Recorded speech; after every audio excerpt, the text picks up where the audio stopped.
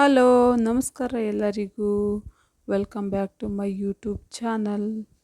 ಎಲ್ಲರೂ ಹೇಗಿದ್ದೀರಾ? ಚೆನ್ನಾಗಿದ್ದೀರಾ ಅಂತ ಭಾವಿಸ್ತೀನಿ. ಬನ್ನಿ ಆಗಿದ್ರೆ ನೋಡೋಣ ಇವತ್ತಿನ ರೆಸಿಪಿ ಮಾವಿನಕಾಯಿ ಚಿತ್ರಾನ್ನ ಯಾವ ರೀತಿ ಮಾಡೋದು ಅಂತ ಹೇಳ್ಬಿಟ್ಟು ತೋರಿಸ್ತೀನಿ. ಯಾರೆಲ್ಲ ಹೊಸ್ದಾಗಿ ನಮ್ಮ ಚಾನಲ್ ನೋಡ್ತಿದ್ದೀರೋ ಬೇಗ ಬೇಗ ಸಬ್ಸ್ಕ್ರೈಬ್ ಮಾಡ್ಕೊಳ್ಳಿ ಫ್ರೆಂಡ್ಸ್.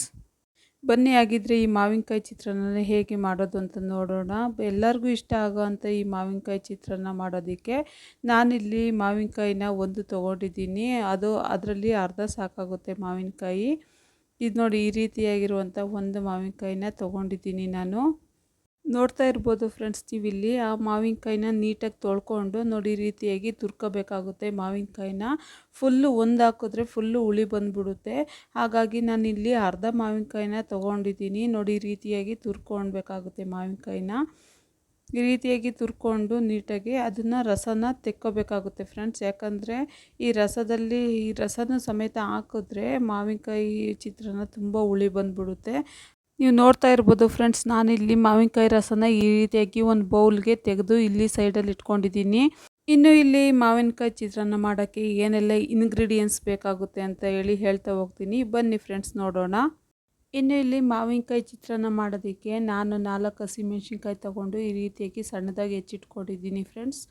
ಅದಾದಮೇಲೆ ತೆಂಗಿನಕಾಯಿ ತುರಿ 3 ಚಮಚ ತೆಂಗಿನಕಾಯಿ ತುರಿ ತೊಗೊಂಡಿದ್ದೀನಿ. ಮತ್ತು ಅಲ್ಲಿ ಮಾವಿನಕಾಯಿನ ರಸ ಹಿಂಡ್ಕೊಂಡು ಅದನ್ನು ಎತ್ತಿಟ್ಕೊಂಡಿದ್ದೀನಿ. ಸ್ವಲ್ಪ ಕೊತ್ತಂಬರಿ ಸೊಪ್ಪು ತೊಗೊಂಡಿದ್ದೀನಿ.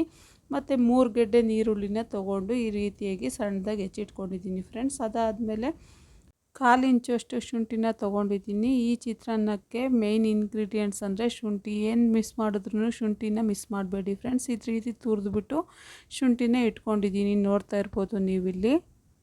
ಈ ಶುಂಠಿನ ಈ ರೀತಿ ತುರಿದು ಹಾಕೋದ್ರಿಂದ ತುಂಬಾ ರುಚಿಕರವಾಗಿರುತ್ತೆ ಮಾವಿನಕಾಯಿ ಚಿತ್ರಾನ್ನ. ನೋಡ್ತಾ ಇರ್ಬೋದು ಇಲ್ಲಿ ನೋಡಿ ಫ್ರೆಂಡ್ಸ್, ಇಲ್ಲಿ ನಾನು ತೆಗೆದಿಟ್ಕೊಂಡಿರೋದು ಮಾವಿನಕಾಯಿ ರಸನ ಎತ್ತಿಟ್ಕೊಂಡಿದ್ದೀನಿ. ಬೇಕು ಅಂದರೆ ಹುಳಿ ಸ್ವಲ್ಪ ಕಡಿಮೆ ಆಯಿತು ಅಂದರೆ ಆಮೇಲೆ ಹಾಕ್ಕೋಬೋದು. ಮಾವಿನಕಾಯಿ ಚಿತ್ರಾನ್ನ ಮಾಡೋದಕ್ಕೆ ಸ್ಟವ್ನ ಆನ್ ಮಾಡಿ ಸ್ಟವ್ ಹಚ್ಬಿಟ್ಟು ಅದ್ರ ಮೇಲೆ ಒಂದು ಬಾಣಲಿ ಇಟ್ಟು, ಬಾಣಲಿ ಬಿಸಿ ಆದಮೇಲೆ ಸ್ವಲ್ಪ ಎಣ್ಣೆ ಬಿಟ್ಟು, ಎಣ್ಣೆ ಬಿಸಿ ಆದಮೇಲೆ ಸ್ವಲ್ಪ ಕಡಲೆ ಬೀಜನ ಫ್ರೈ ಮಾಡ್ಕೊಳ್ತಾ ಇದ್ದೀನಿ ಫ್ರೆಂಡ್ಸ್. ಯಾಕಂದರೆ ಕಡಲೆ ಬೀಜನ ಮಾಮೂಲಿಯಾಗಿ ಮಾಡುವಾಗಲೇ ಹಾಕ್ಬಿಟ್ರೆ ಅದು ಸ್ವಲ್ಪ ಹಸಿ ಅಂತ ಅನಿಸುತ್ತೆ. ನೋಡಿ, ಈ ರೀತಿಯಾಗಿ ಕಡಲೆ ಬೀಜ ಹಾಕ್ಬಿಟ್ಟು ಫ್ರೈ ಮಾಡಿಕೊಂಡು ಒಂದು ಬೌಲಿಗೆ ಎತ್ತಿಟ್ಕೊಳೋದ್ರಿಂದ ಮಾವಿನಕಾಯಿ ಚಿತ್ರಾನ್ನಕ್ಕೆ ತುಂಬಾ ರುಚಿಯಾಗಿರುತ್ತೆ. ಅದು ಇದು ಮೆತ್ತಗೂ ಆಗೋದಿಲ್ಲ ಕಡಲೆ ಬೀಜ. ನೀವು ನೋಡ್ತಾ ಇರ್ಬೋದು ಫ್ರೆಂಡ್ಸ್, ಇಲ್ಲಿ ನಾನು ಗರಿಯಾಗಿ ಕಡಲೆ ಬೀಜನ ಹುರಿದ್ಬಿಟ್ಟು ಈ ರೀತಿಯಾಗಿ ತಗೊಳ್ತಾ ಇದ್ದೀನಿ ಫ್ರೈ ಮಾಡಿ. ನೋಡಿ, ಈ ರೀತಿ ಕಡಲೆ ಬೀಜನ ಫಸ್ಟೇ ಫ್ರೈ ಮಾಡಿ ಎತ್ತಿಟ್ಕೊಳ್ಳೋದ್ರಿಂದ ಎಷ್ಟು ಚೆನ್ನಾಗಿ ಟೇಸ್ಟ್ ಬರುತ್ತೆ ಅಂದರೆ ಮಾವಿನಕಾಯಿ ಚಿತ್ರಾನ್ನಕ್ಕೆ ತುಂಬಾ ಟೇಸ್ಟ್ ಬರುತ್ತೆ ಫ್ರೆಂಡ್ಸ್. ಅದೇ ರೀತಿ ಫಸ್ಟೇ ಹಾಕ್ಬಿಟ್ರೆ ಹಸಿಯಾಗಿರುತ್ತೆ, ಎಲ್ಲ ನೆಂದೋದಂಗೆ ಆಗ್ಬಿಡುತ್ತೆ, ಕಡಲೆ ಬೀಜ ಟೇಸ್ಟೇ ಇರೋದಿಲ್ಲ. ಈ ರೀತಿಯಾಗಿ ಒಂದು ಬೌಲ್ಗೆ ಎತ್ತಿಟ್ಕೋಬೇಕಾಗುತ್ತೆ. ಕಡಲೆ ಬೀಜ ಎಲ್ಲ ಎತ್ತಿಟ್ಕೊಂಡಾದ್ಮೇಲೆ ಅದೇ ಬಾಣಲೆಗೆ ಸಾಸಿವೆ ಹಾಕ್ತಾಯಿದ್ದೀನಿ. ನೀವು ನೋಡ್ತಾ ಇರ್ಬೋದು ಫ್ರೆಂಡ್ಸ್, ಸಾಸಿವೆ ಚಟಪಟ ಅಂತ ಸಿಡ್ದಾದ್ಮೇಲೆ ಸ್ವಲ್ಪ ಕರ್ಬೇವಿನ ಸೊಪ್ಪು ಹಾಕ್ತಾಯಿದ್ದೀನಿ, ಹಸಿ ಕರ್ಬೇವಿನ ಸೊಪ್ಪು ಸ್ವಲ್ಪ ಫ್ರೈ ಆದಮೇಲೆ ಸ್ವಲ್ಪ ಕಡಲೆಬೇಳೆ, ಸ್ವಲ್ಪ ಉದ್ದಿನಬೇಳೆ ಇದ್ದರೆ ನೀವು ಹಾಕ್ಕೋಬೋದು. ನಾನು ಇಲ್ಲಿಲ್ಲ ಅಂತ ಹೇಳ್ಬಿಟ್ಟು ಹಾಕ್ಕೊಳ್ತಾ ಇಲ್ಲ. ಇದೆಲ್ಲನೂ ಚೆನ್ನಾಗಿ ಫ್ರೈ ಆದಮೇಲೆ ಫ್ರೈ ಮಾಡಬೇಕಾಗುತ್ತೆ. ನೋಡ್ತಾ ಇರ್ಬೋದು ನೋಡಿ ಫ್ರೆಂಡ್ಸ್, ಈ ರೀತಿಯಾಗಿ ಚೆನ್ನಾಗಿ ಫ್ರೈ ಮಾಡಾದಮೇಲೆ ತುರಿದಿರೋ ಶುಂಠಿನ ಈ ರೀತಿಯಾಗಿ ಹಾಕಿ ಫ್ರೈ ಮಾಡಬೇಕಾಗುತ್ತೆ.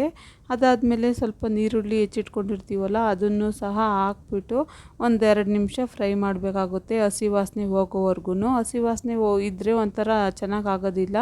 ಈ ರೀತಿಯಾಗಿ ನಿಧಾನಕ್ಕೆ ಲೋ ಫ್ಲೇಮಲ್ಲಿ ಇಟ್ಕೊಂಡ್ಬಿಟ್ಟು ಈರುಳ್ಳಿನ ಫ್ರೈ ಮಾಡಬೇಕಾಗುತ್ತೆ ಫ್ರೆಂಡ್ಸ್.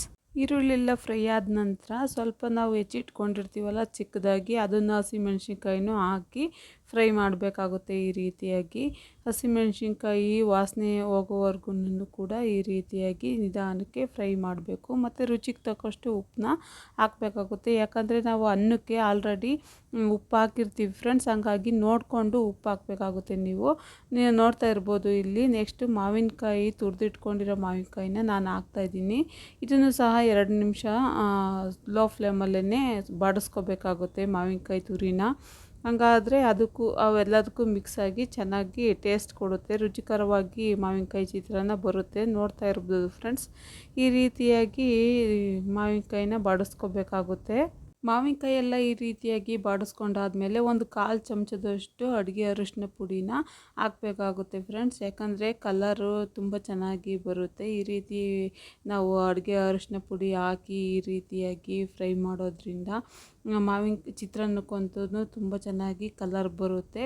ಅದಾದಮೇಲೆ ನೆಕ್ಸ್ಟು ತೆಂಗಿನಕಾಯಿ ನಾವು ತುರ್ಕೊಂಡು ಇಟ್ಕೊಂಡಿರ್ತೀವಲ್ಲ ಅದನ್ನೂ ಸಹ ಹಾಕಬೇಕಾಗುತ್ತೆ. ಇದು ಒಂದು ದಿವಸಕ್ಕೆ ಮಾತ್ರ ಇಟ್ಕೋಬೋದು ಫ್ರೆಂಡ್ಸ್. ಯಾಕಂದರೆ ಹಸಿ ಕೊಬ್ಬರಿ ತುರಿ ಹಾಕೋದ್ರಿಂದ ಸ್ವಲ್ಪ ಅಳ್ಸೋಗ್ಬಿಡುತ್ತೆ. ಒಂದು ದಿನಕ್ಕೆ ಹಾಕ್ಕೊಂಡು ತಿನ್ಬೋದು. ಇಲ್ಲ ಹಂಗೂ 2 ದಿವಸ ಬೇಕು ಅಂತಂದರೆ ಸ್ವಲ್ಪ ಒಣ ಕೊಬ್ಬರಿ ತುರಿ ಹಾಕಿ ಮಾಡಿಕೊಂಡು ಇಟ್ಕೋಬೋದು ಫ್ರೆಂಡ್ಸ್. ನೋಡಿ, ಅದಾದಮೇಲೆ ನಾವು ಇದು ಫೈನಲ್ಲಾಗಿ ಕೊತ್ತಂಬರಿ ಸೊಪ್ಪು ಹೆಚ್ಕೊಂಡು ಇಟ್ಕೊಂಡಿರ್ತೀವಲ್ಲ ಅದನ್ನು ಸಹ ಹಾಕ್ಬಿಟ್ಟು ಇಲ್ಲಿ ಈ ರೀತಿಯಾಗಿ ಬಾಡಿಸ್ಕೋಬೇಕಾಗುತ್ತೆ, ಫ್ರೈ ಮಾಡ್ಕೋಬೇಕಾಗುತ್ತೆ.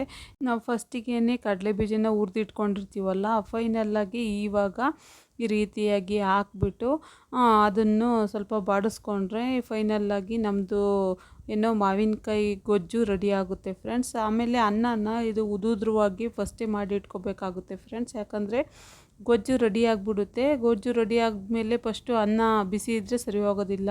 ಫಸ್ಟೇ ಅನ್ನ ಮಾಡಿ ಇಟ್ಕೊಂಡು ಈ ರೀತಿಯಾಗಿ ಉದುದ್ರಾಗಿ ಮಾಡಿ ಇಟ್ಕೊಂಡ್ರೆ ಮಾವಿನಕಾಯಿ ಗೊಜ್ಜಿಗೆ ಇದು ನೀಟಾಗಿ ಮಿಕ್ಸ್ ಮಾಡೋದಕ್ಕೆ ಸರಿ ಹೋಗುತ್ತೆ ಫ್ರೆಂಡ್ಸ್. ನೋಡ್ತಾ ಇರ್ಬೋದು, ಇಲ್ಲಿ ನಾನು ರೈಸ್ ಹಾಕ್ಕೊಂಬಿಟ್ಟು ಮಾವಿನಕಾಯಿ ಗೊಜ್ಜಿಗೆ ಕಲಸೋಣ ಅಂತ ಹೇಳ್ಬಿಟ್ಟು ರೆಡಿ ಮಾಡ್ಕೊತಾ ಇದ್ದೀನಿ. ನೋಡಿ ಫ್ರೆಂಡ್ಸ್, ಈ ರೀತಿಯಾಗಿ ಫೈನಲ್ಲಾಗಿ ಈ ರೀತಿಯಾಗಿ ಕಾಲ್ಸಿದ್ರೆ ತುಂಬ ಚೆನ್ನಾಗಿ ಆಗಿರುತ್ತೆ ಫ್ರೆಂಡ್ಸ್. ರುಚಿಯಂತೂ ಅಲ್ಟಿಮೇಟಾಗಿರುತ್ತೆ. ನೀವು ಒಂದು ಸಲ ಟ್ರೈ ಮಾಡಿ ಅಂತ ಹೇಳೋದಕ್ಕೆ ಇಷ್ಟಪಡ್ತೀನಿ. ಈ ಮಾವಿನಕಾಯಿ ಚಿತ್ರಾನ್ನ ಈಗಂತೂ ಸೀಸನ್ನು, ಮಾವಿನಕಾಯಿ ಚಿತ್ರಾನ್ನ ಮಾಡಿ ಹೆಲ್ದಿಯಾಗಿ ಮತ್ತು ರುಚಿಕರವಾಗಿ ಆರೋಗ್ಯವಾಗಿ ಇರುತ್ತೆ ಈ ಮಾವಿನಕಾಯಿ ಚಿತ್ರಾನ್ನನೂ ಕೂಡ.